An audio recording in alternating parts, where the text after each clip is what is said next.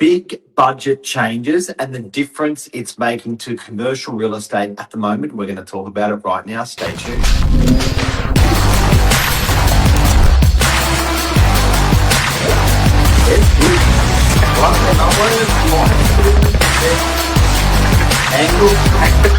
I'm the ringleader, so listen up.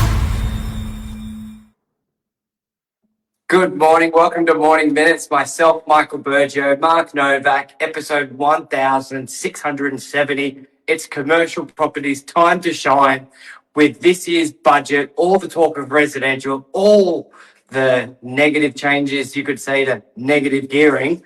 We've seen a massive increase a positive increase in first-time seasoned residential investors wanting to know about commercial property. So, Mark, what is commercial property? Why is it appealing? And why should buyers be looking at it? Yeah, it's pretty interesting that the incentives I look at this budget that's come through, and I think there's a lot of penalties. There's a penalty for this, and there's a penalty for that, and they've been penalised for stuff out there, not incentivised for investors out there, which I think has been the most interesting thing to actually watch.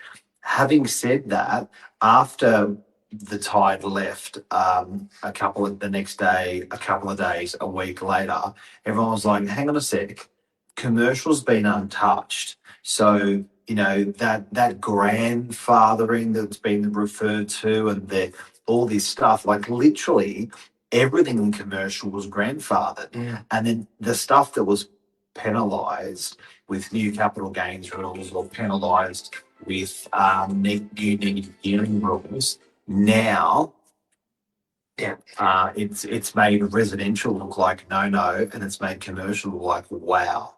And what would be the elevator pitch for why to buy commercial property and a bit of the sort of stigma attached to it? I think a lot of my sort of pitch or observation would be the residential buyer thinks properties are empty for a long time. There's no capital growth. Like, why should people buy commercial property? Hey, crazy! I'm doing that. I think. Look, with commercial property, the just the incentives alone, people are actually borrowing more. So I think it's quite interesting that with those incentives, with second-hand property, residential, you basically are borrowing 20%, or you can only borrow, or your lending capacity is 20% less, but the same lending capacities remain with your commercial. So again, not penalised. And even though we suspect residential rents will go up, your benchmark residential is normally 2-3%, so maybe 3-4% gross return. Commercial property, we're seeing returns of 6 to 8% net, which is effectively 8 to 10% growth.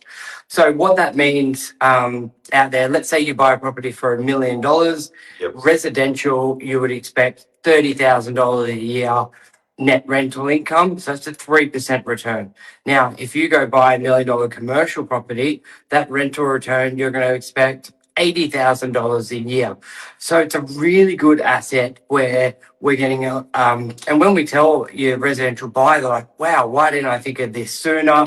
I wish I knew about it. And it's just such more niche. Like when we look at commercial agents on the northern beaches, there's 2,000 residential and 5-7 commercial agents.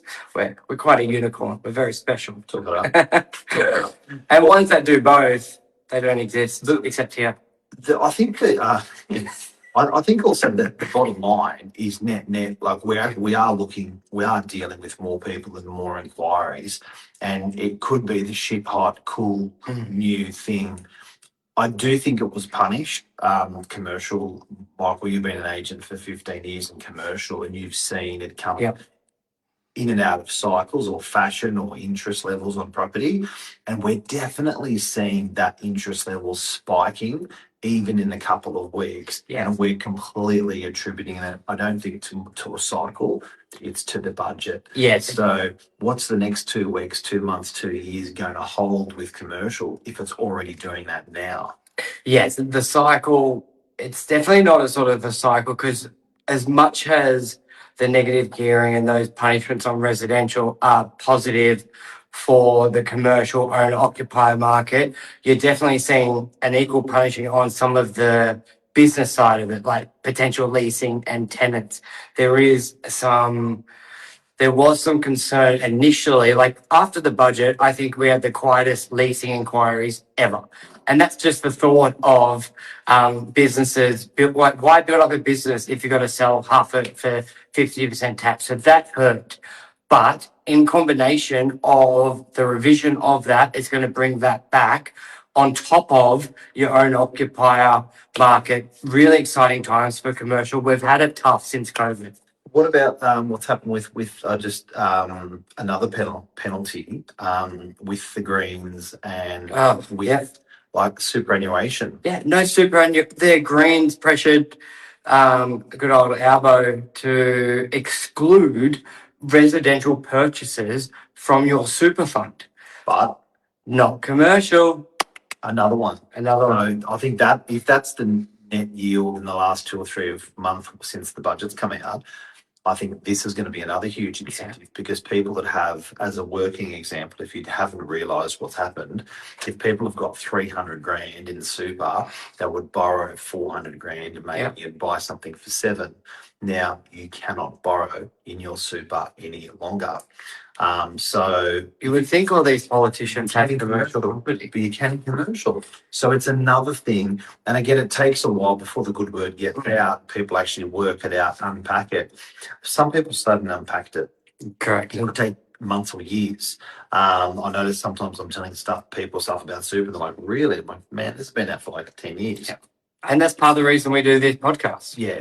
So it's going to be really, really, really interesting, that commercial landscape. Keep an eye out on it. And I think with people are going, yeah, but business is not the best. How is that going to affect commercial? People downsize. Yeah. So, we're finding we've got commercial factories in French's Forest, and people actually are coming from. Is that what happened? He kept dropping. I was wigging out. Like, yeah. I was like, did I put that camera that low? Yeah. Is that what happened? It was. I was looking at camera. It was. But there you go. I'll stick it there. Sorry, I got to stick it there. Yeah. Yeah, absolutely. So I think keep an eye on commercial. Don't worry about rentals. I think there's always room for people upsizing, downsizing, irrelevant to that economy. Be prepared a little bit for vacancy with it, but be prepared for better yields. And my best advice to clients all the time is when it comes to vacancy, it's no surprise. The best property could take a month to rent out or 6 months. Yep. But instead of having that residential mindset of if the bank will give me $1 million loan of 95%, you don't have to do that with commercial, because in residential, for example, to get into the market, let's say have a 2-bedroom apartment, you may need $1 million or it's nothing. The beautiful thing about commercial that I love, it doesn't matter if you have $100,000, $1 million or $10 million, your return on that asset is all very similar. Yep. So yes, it would be great to stretch it to buy an 800 grand asset, get a mortgage of 600 grand, and you're getting a 6% return on the 800. Yes, but if it does leave you vulnerable to vacancy, let's say if it's empty for 6 months, we're screwed. Then don't push it. Buy for 500,000. Get your 6% return, pay it off, and buy another one when you're more comfortable with it. Because also what people don't understand, in a lease agreement, typically between... I can have the camera this time. That's all me.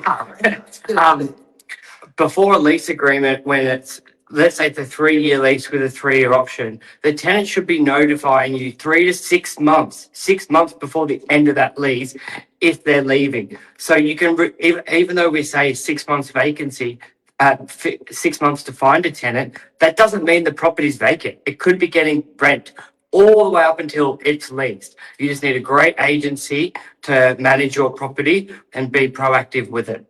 And guys, don't forget that super purchases, if you want to borrow money, not going to be able to do it in rentals, in residential now. It has to be commercial. So you may, it's just the perfect segue now. We've got stuff from 200,000 where you can buy it commercial. We've got stuff from 700, a million. You can buy 20 million. You can borrow 60, 70%. I had a chat the other night with a friend who's paying. They've got a college training. They do training, and they've got I think it was 600 meters squared of space. And I'm like, dude, just you should be buying something you see. Like, yeah, actually, that's a great idea. So just keep your mind open to that. And I do think it is the time to shine for commercial, because you can still money, you can still in your super, you can still get gearing, negative gearing, your capital gains tax like the old system. So there's just these huge reasons now to continue to down that path of investing with commercial. Yeah, so it's big now. So, and it's happening under our nose, and I don't think anyone's actually having that rah commercial chat with people that are looking at the property stuff in the budget. Correct. Thanks, Serge. Thank you.